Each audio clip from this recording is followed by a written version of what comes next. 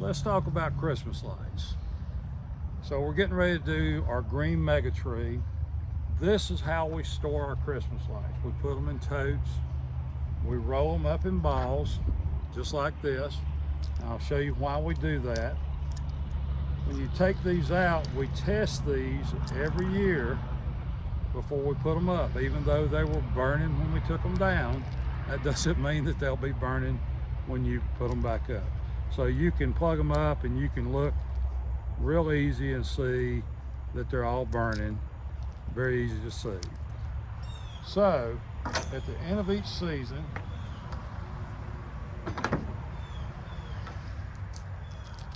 we have our strands of light.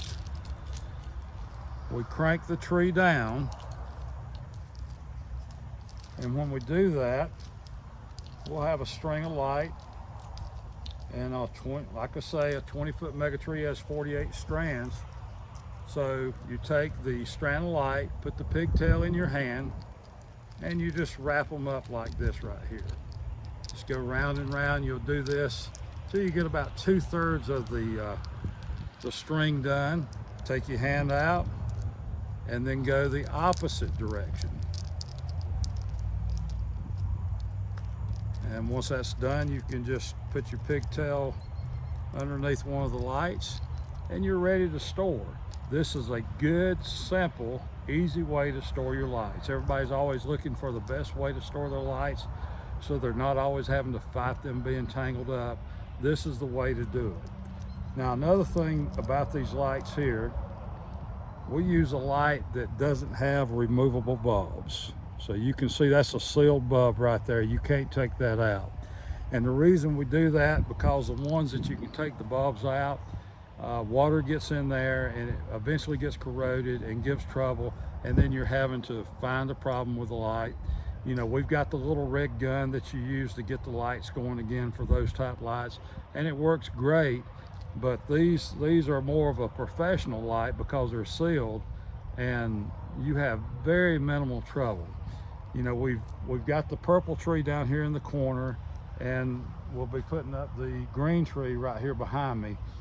And you know, we've had these trees for, gosh, I don't know how many years now, and we've been using these lights on them, and we've had to replace very few strands. I've probably had to the ones that I had to replace on the purple tree is we had a bad storm one year and the tree actually came down on me, and I think I had 4, maybe 5 sets of lights that had to be replaced because they were damaged in the storm. It wasn't because they failed. On the green tree, we've probably had maybe 2 strands, 3 at the most, fail over the years.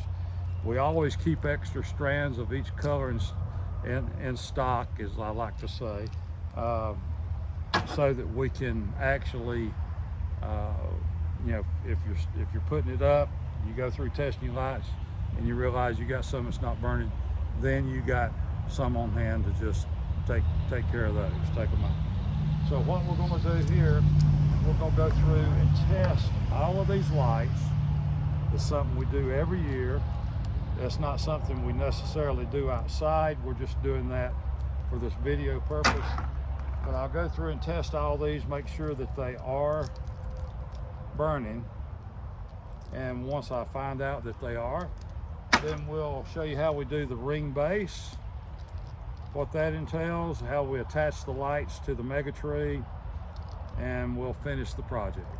All right, so I'm gonna get busy finishing this, and we'll pick you up on the flip side.